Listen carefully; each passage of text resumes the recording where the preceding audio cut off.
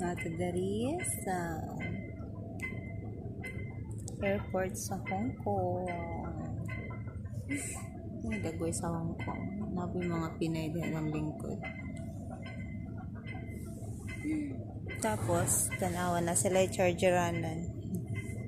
Dara ako naka-charge. Samtang hulat ko sa akong another flight. Day! Tugay kayo mo man, day! Ugma pa ko ani, day, maabot, day! Ugma pa dito maabot. Agwanta para sa future. Diba? Ang nakanindot dere kaya ang mga outsider kasi ng mga maid tapos nag-off sila.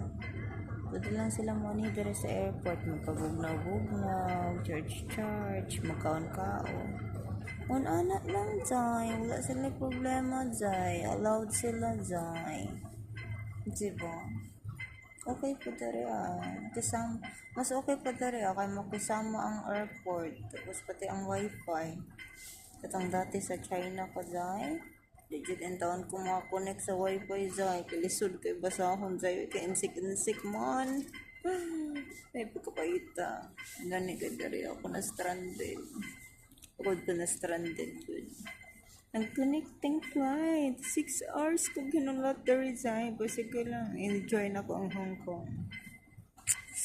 Okay, another experience.